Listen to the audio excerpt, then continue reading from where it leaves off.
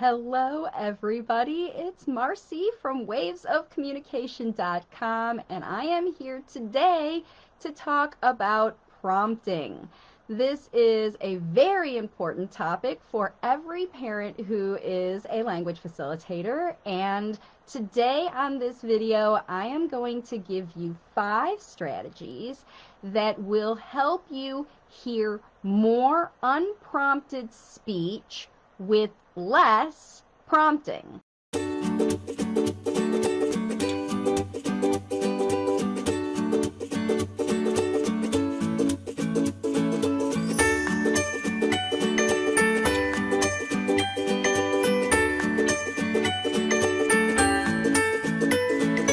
Every single family that I work with, I'm telling you 100% of the time, when parents adjust their prompting habits, their kids start talking more.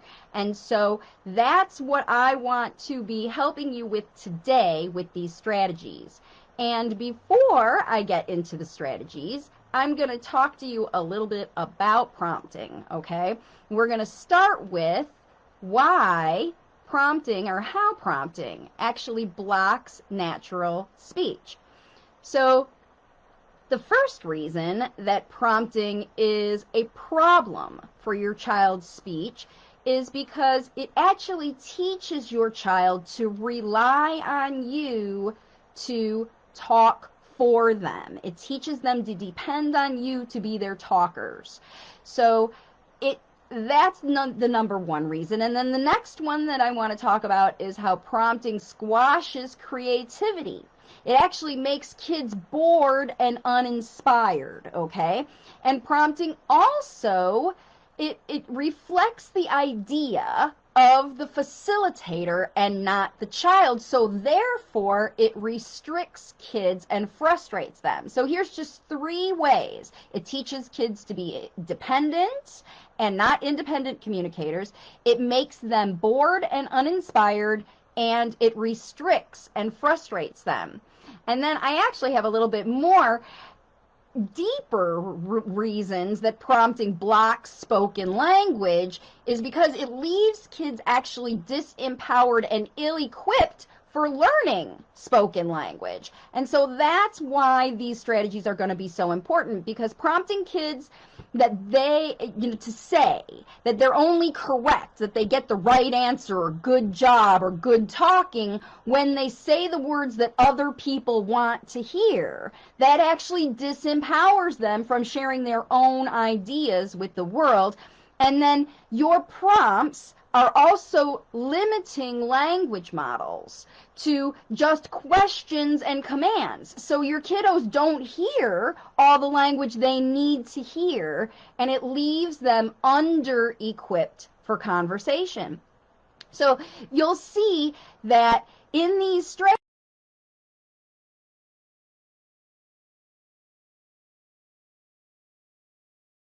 habit that gets in the way of parents teaching their kids to talk. Now, a lot of the prompting strategies that I'm going to talk about are used by therapists, but when parents adopt these instead of language facilitation, and what I'm saying is that it's not never, ever appropriate for you to prompt your child to do things. It's just not appropriate to use it to teach them to talk. So other people, teachers, friends, grandparents, babysitters, daycare providers, random people on the street are going to prompt your child.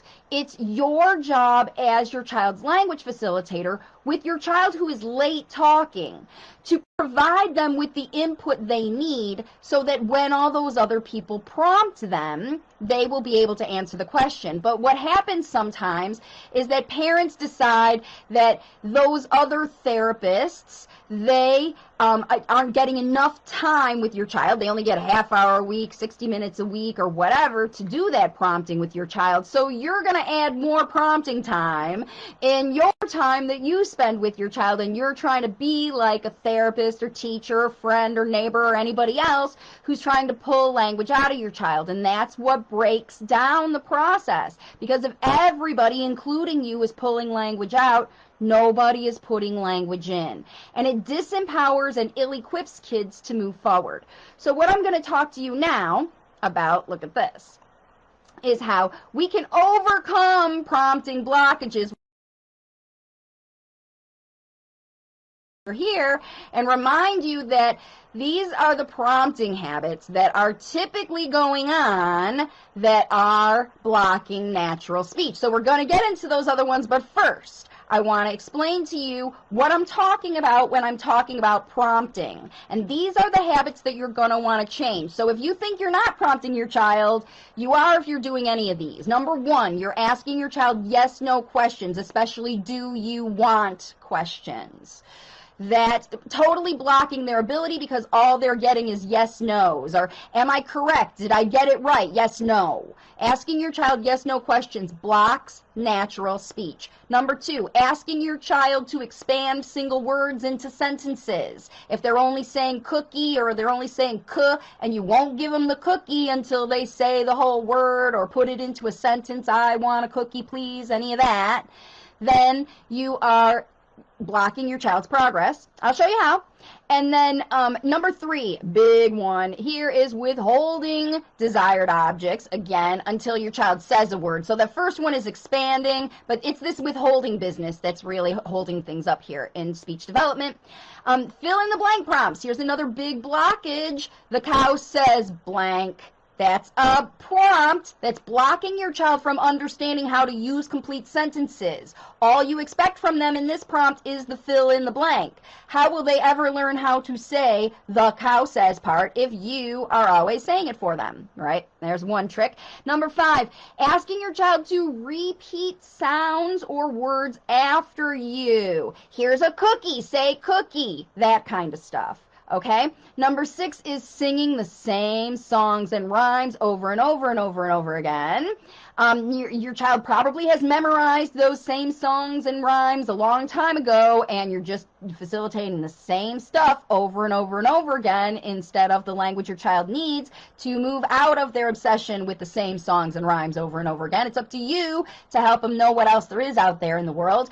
And number seven, big common prompting habit is asking your child to label things, pictures, objects, or people in books, things you hold. What is it? What is it? What color is it? How big is it? Asking your child to do those labeling things. All of these are prompting habits that will block your child's progress. And again, everybody watching this video is doing prompting habits with your child. Like I said, I just gave you a checklist. But the good news is that there are other strategies that will help you overcome the prompting blockages, because these kids, both of these kids, are stuck in nonverbal communication. The little one using crying and tantrums and grabbing and taking you around the house, and this older one using facial expressions and refusals to participate in your learning. All of these are happening because these kids are over prompted. So let's move into the new strategies.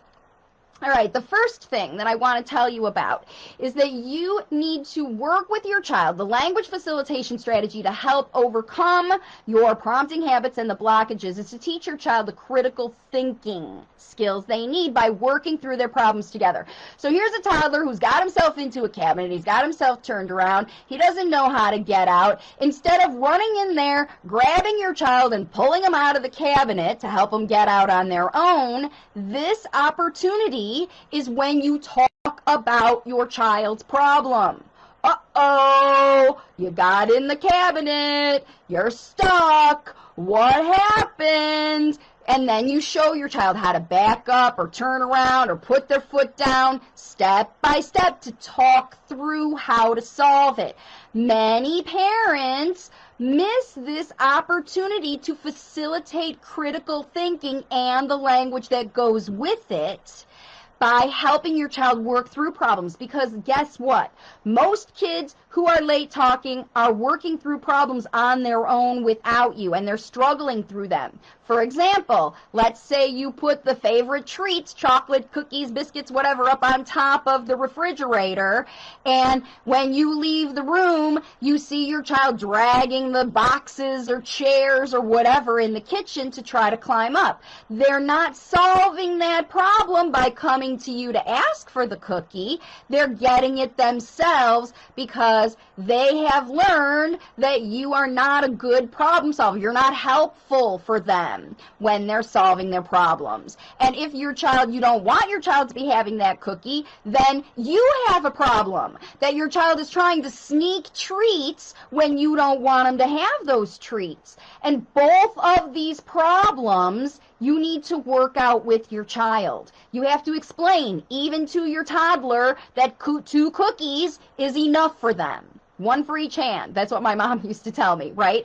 When you explain through the problems, not just the problems that your child is experiencing. They want things they can't have, but the things you all experience in your life. We all want to go out, but we can't because of lockdowns. Or we want to eat, ice cream for dessert, but there's no ice cream in the freezer. I mean, these kinds of problems pop up every day. And with language facilitation, instead of prompting your child through their struggles, you talk about their struggles. Right? You just help them.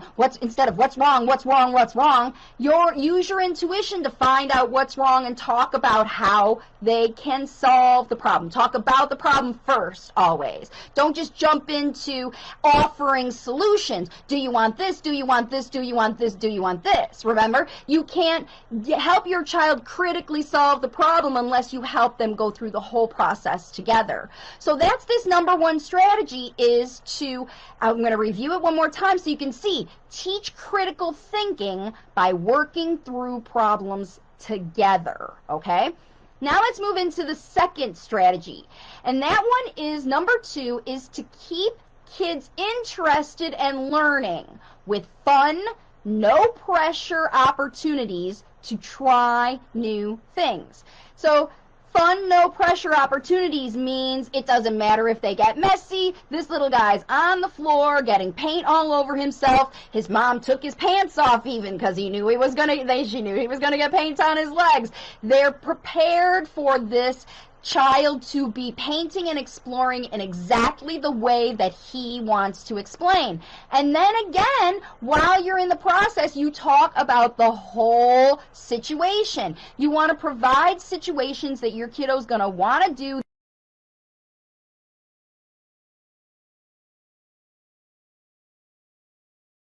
Child's moving through the process, and then that's what you talk about. Wow, you like this because it's slimy, or you don't like this because it's slimy. All of the experiences that you do together, you talk through together, just like the problems, okay? And these experiences, instead of your structured sit down and match so many things of so many of the structured therapy things, that's where prompting comes into play, because there's always some agenda. I need him to say the word 5 times, or I need him to say this many words, or I need him to imitate this, or follow this direction, or whatever. There's something you're counting in those structured activities. And natural language comes naturally during the things you naturally do every day. And it's not just play either. Excuse me, let me have a little drink. Okay, it's not just play. It's the physical jobs that you do every day. Getting dressed, taking care of cleaning up your body, cleaning up your house, doing the laundry, yard work, all of those opportunities. Your child needs to be free to participate, watch you doing things, and do it their own way, because they may have a better way, a new way, an interesting way that they can do it, and they're going to talk about it that way. And if you talk about what you're doing together, the nuts and bolts about it, but also how you feel about it. Wow, I feel great that we cleaned up the whole room together and now the house is clean. A lot of parents don't talk about that aspect of the jobs. They're just happy to move on to the job and moving on to the next one. One job's done, next one moving on. This strategy is all about providing things that your kiddo wants to do, wants to get into, wants to learn more about. And then when you see them actively doing, smearing paint or digging dirt or doing whatever they're doing, you talk about how excited they are to be doing that thing. Wow, you're good at that. You love digging. You're so strong. You pick the beautiful colors, whatever they did. You're going to be able to talk about these things, and then they're going to want to listen to you, and they're going to want to learn to say those things on their own because you're talking about their topic. It's not what they had to do on their IEP or what the teacher said or these 5 memorized, let's learn all the fruits this week, you know, whatever assignments that aren't functional about your kiddo's interest. It's all about your kiddo's interest. They want to learn to talk about the things that they care about. They will try over and over and over to learn and say those words, okay? So that's why your structure needs to be appealing and interesting to your child. That's a really big one. Okay, let's move into the next one that I'm talking about here. 1, 2, 3. Number 3 is to encourage independence, okay? So remember, that whole idea of your child being dependent on you for communication and safety and everything, trial and error learning is how kids develop independence. So they need to have opportunities where they can explore and take risks, where they know they're going to fall and they've got to hold on, or where there's a chance for them to, you know, get either a positive or a negative, you know, out of it, like, oh, I might fall, or can I balance on this thing? It's really important for language facilitation that you encourage your kids to take risks, because that's what they have to do with their spoken language. And taking risks in life helps kids overcome their anxiety and fear about having social communication with other people. So you'll see many late talkers will be fine talking with their parents, or trying more at least to use the words they need with their moms and dads or people they love very much in their home, but they won't try to say these words in other places. And if people are prompting them all the time, do this, do this, do this, say this, do this, say this, do this, say this, then they're going to be knowing that those people are expecting them to do what they ask, and they're not going to want to do their own thing.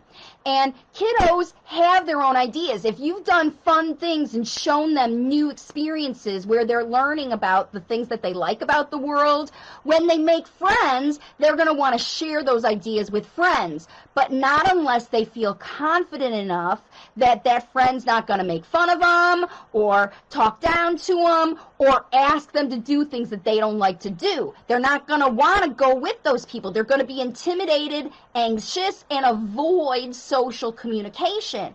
But when you teach your child and you give them opportunities to try stuff, and they see you trying too, balancing, trying new foods, tasting things, all of that, when they see you trying new things, they see that risks sometimes pay off.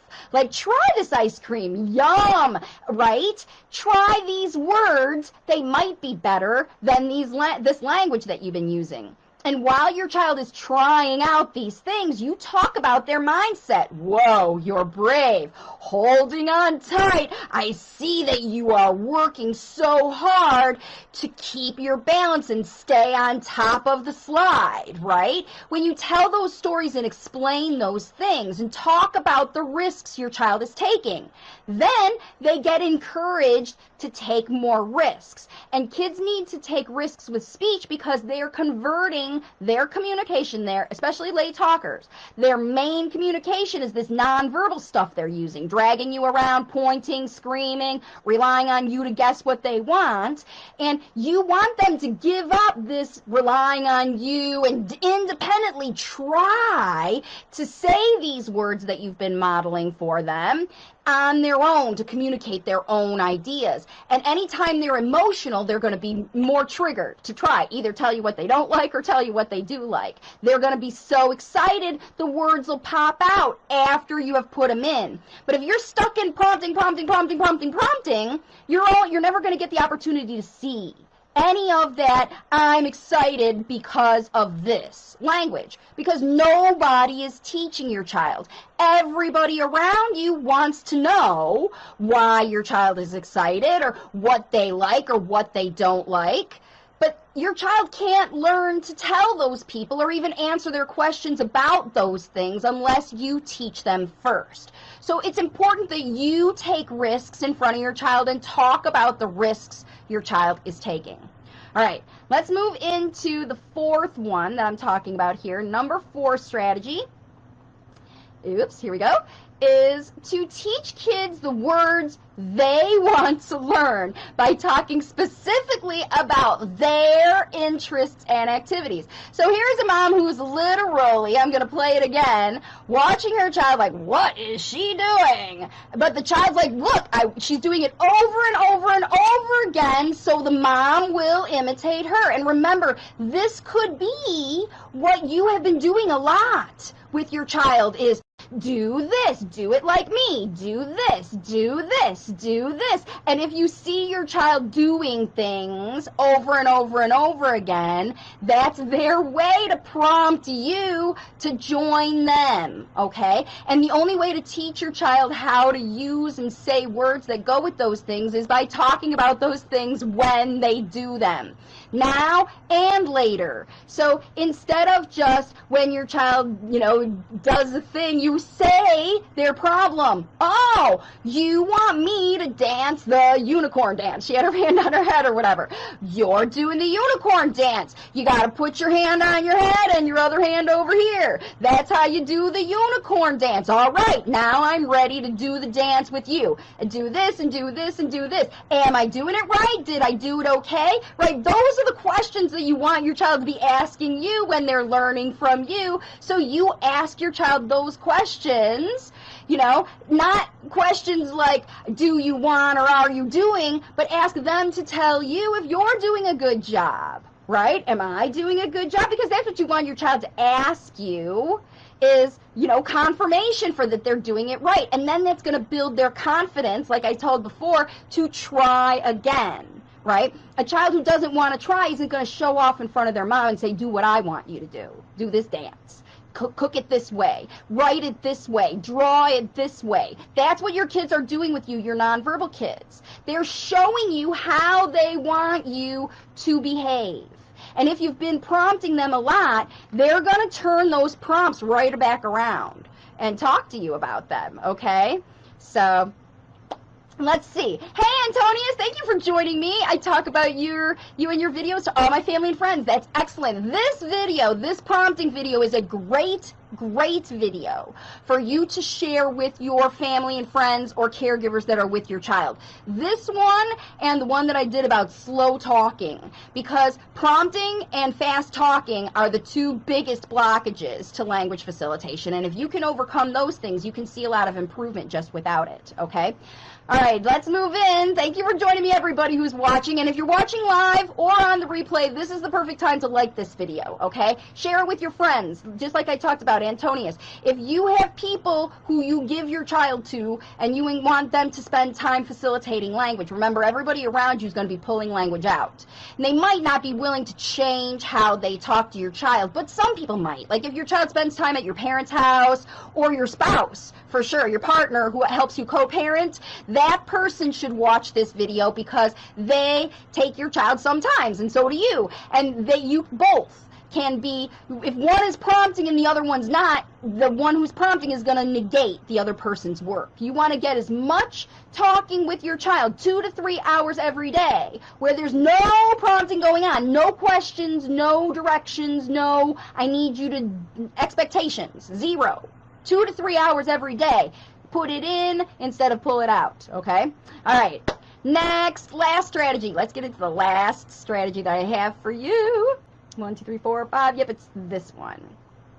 Okay, and number 5 is to help your child learn to talk to others by modeling full sentences and natural speech. So what happens a lot is that kids will talk to their moms and dads again, or they will use very limited kind of talking. They'll use, especially when they're upset, they won't even maybe use the words they know. They'll go back to their behaviors, or they'll chop words, use part words. Even though you know they have said phrases, they might use requests in just single words at home, and you could be frustrated. Why isn't my child saying the words they know? Okay, that's this scenario, and it's typically because you're doing that prompt of helping them expand it. Like, your child only says cookie when they want a cookie, and you hold it and say, I want a cookie, right?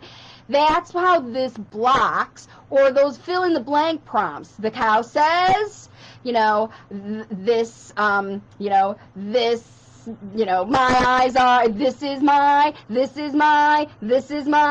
those kinds of things. It's the same as a what is it question, really, except for somehow your child is supposed to learn that, I don't know when, that they have to stop saying just the blank and say the whole sentence, right? So when you model complete sentences to your child, even if they are just learning to talk, even if you have a toddler, even if you have an older child who's never ever said a word, you know that they understand a lot more than they are able to express. It's true for every single late talker, especially if your child is using a lot of other things to communicate, a lot of pantomime and stuff. That means they understand a lot more than they are able to express to you, and they're using their body because they don't know the words they need. In order to teach them the words they need, you have to see what they're thinking about, because you're guessing anyway, and say it in a complete sentence. So maybe your child says cookie, and they mean, I want you to give me a cookie. Not just I want a cookie. Yes, they want a cookie, but what they really want when they're dragging you to the kitchen is that they want you to go to the kitchen to get them a cookie, and that's what you should say. The whole thing. You want mom to go get you a cookie. You are hungry. You're ready for a snack. You want me to go in the cabinet and get your favorite gummy bears. You want me to give you a hug because you're so sad, right? Because you know what your kids want. That's how it always goes with these things. And when you prompt them to start to say those things, then they're just going to rely, oh, she knows what I want, and then they will only say exactly what you need. They will never expand. It's just your words coming back at you. And the problem is that makes parents happy. I like to hear answers to my questions. I like to hear when my child prompts me. I like to hear those words, right? And if I stop prompting my child to say the colors of the things that they line up or the names of the people in our family, maybe they'll forget them. Maybe they won't know how to say them. I mean, what are you thinking? Why do you need to have your child keep saying these things over and over again if you know they already know it? It's because they're not saying it all the time spontaneously, and the only time you hear it is when you prompt it, okay? And if the only time you hear it is when you prompt it, then you're going to have to keep prompting forever if you want your child to talk, and then guess what? It's prompted. It's not unprompted speech. In order to teach your child to use unprompted speech, you must model unprompted speech in complete sentences. Right? That is the vocabulary your child wants to hear. With language facilitation talk, the right words, the words your child wants to hear, the right way, in slow speech that you absolutely know your child can understand and that they're listening to because they're in the language facilitation zone. And at the right time, that is it. When they're in the zone, the right words, the words your child wants to say right now. The right way, slow talking your child can understand, and the right time is in the moment, in the language facilitation zone. Kids who learn vocabulary in lists, in sessions, it takes them a long time to be able to learn how to use those vocabulary because they don't see it functionally used ever. All they learn it is in word lists, okay? It's very, very important, that one. All right. let's move in. I'm going to recap all of these strategies so that you can see them now, or in case you joined me late, or in case you're watching on the replay. Here's what you need. 5 strategies that you can incorporate in your home every single day to overcome prompting blockages. Number 1, teach critical thinking by working through, talking about the problem and working through it together. Don't just solve your child's problems for them. Work it out and talk it out together. Number 2, keep your kids interested in working and playing and learning from you with attractive, no-pressure opportunities to try new things. Let them paint, let them get messy, let them do things, okay? Number 3, encourage independence for trial and error learning with daily opportunities to explore and take risks. If your child doesn't know they've got to hold on, they're never going to hold on. If your child doesn't learn that they need to try words to ask for things and you know what words they are, then they won't try. And it doesn't necessarily have to be a speech thing. These can be trial and error playground things. Get your kiddo taking risks in other things, and then they will take risks in talking, okay? But structured the same thing over and over, no chance to try on your own, is going to block a kid from talking. Number 4, teach kids the words they want to learn. They want to learn by talking about their interests and their activities, the activities that you do every day and the ones that they won't stop doing on their own. Number 5, help your child learn to talk to others by modeling full sentences and natural speech, so they see examples of the speech that you are trying to teach them, that vocabulary. They see examples of it used in complete sentences, so they can learn the context of the vocabulary that you're teaching them.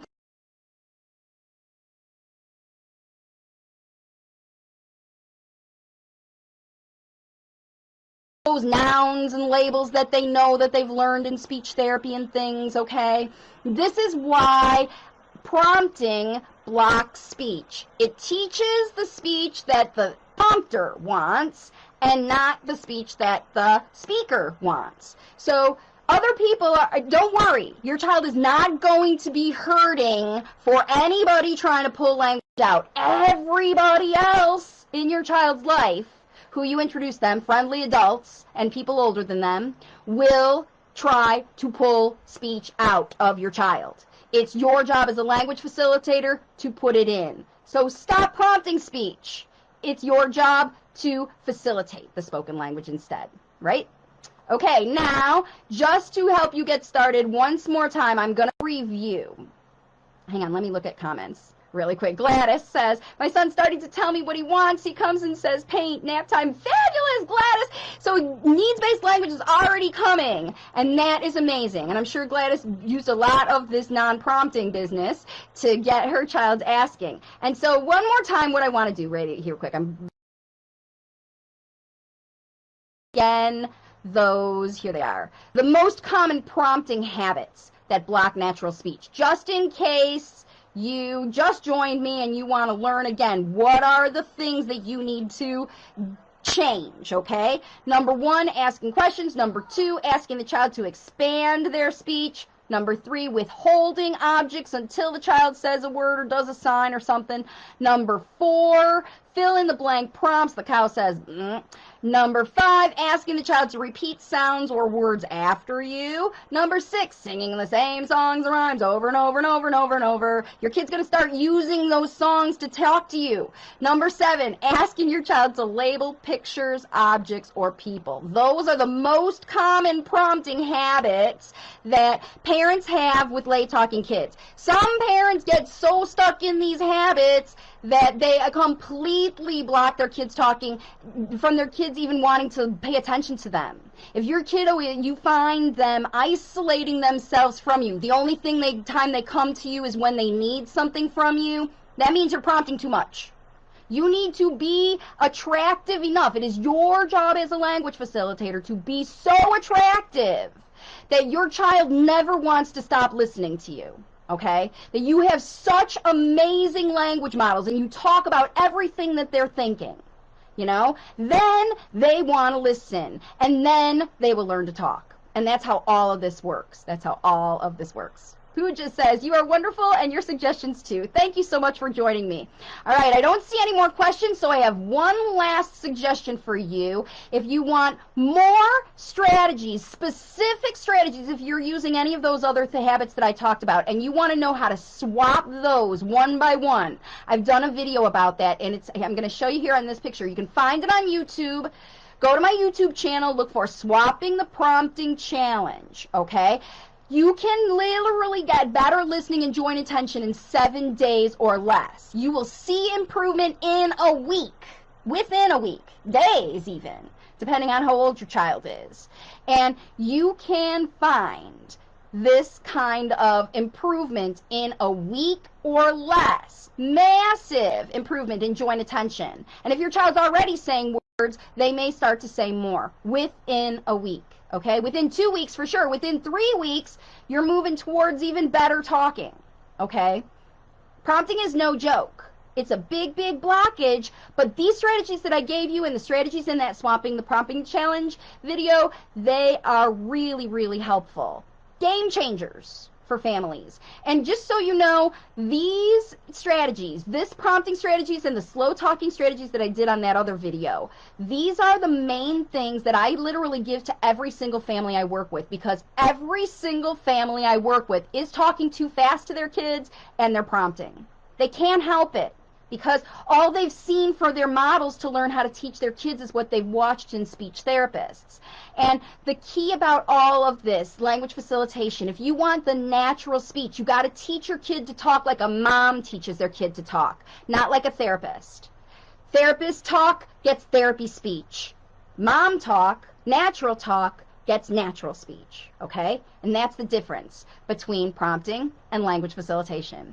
Hopefully that's all clear. Thank you again for joining me. Let's see. Pooja says, my son is 7 years old, nonverbal, but after I started using your strategies, he's initiating to communicate so much. Mostly gestures, but it's a great start. And that's true, Pooja. That's how they start. Usually with nonverbal, it'll get more specific, but you can use the strategies on my platform to get you going, and if you want to see progress faster, right? You already know you can do this just from watching these videos. Now is your chance. Look, today, everybody, is the new moon in Aquarius, okay? There are a stellium, meaning tons of planets in Aquarius, and this is the time not just for focus on communication, but focus on how you communicate. You're thinking about your communication. And this is the time while Mercury's in retrograde and we've got all these planets going on in a very big communication sign, where it is your opportunity as your child's parent and primary language facilitator to think really hard right now about the strategies that you are using in your house right now. And decide, are they good for you? Are they working to see improvement every day like Pooja is seeing? Or are they blocking your progress and you end up at the end of the day frustrated? Think about how you feel at the end of the day. If you've gotten your 2 to 3 hours of language facilitation time in, then you're going to feel great, because every day your child's going to be making improvements. You're going to remember, you're going to be grateful for that improvement. And if you're prompting, you're just going to get the same old stuff over and over and over, and you're only going to get it when you prompt it. Your child will get better at prompting. They might get obedient, but then guess what happens? It might break down completely, and they start to get annoyed and frustrated and bored with all your prompting, and then they start to avoid you, and that makes language go down. You want to see more language with less prompting, and that's always how it happens. Kids learn to talk when they learn from their parents, and parents are the best language facilitators. So that's what I will leave you with today. Thank you again for joining me, everybody, on this video. Don't worry, I'll be back again next week with more strategies for you to do language facilitation. And if you want to work with me, you know how to find me. Over on my website, wavesofcommunication.com, you can schedule a call with me to talk about your family, to talk about how I can help you teach your child to start using spoken language within 3 to 6 weeks. It's happening for every parent in my program, and it can happen for you too. If you want to get started, you can read my book. It's called If It Isn't Fun, It Isn't Fun. Teach your child to talk faster than speech therapy. Available on Amazon, and 350 videos on YouTube to help you get started. Every parent can do this. You can too. Show the world that you can teach your child to talk faster than therapy. I can't wait to see your success stories, and I will see you all on my next video. Bye for now.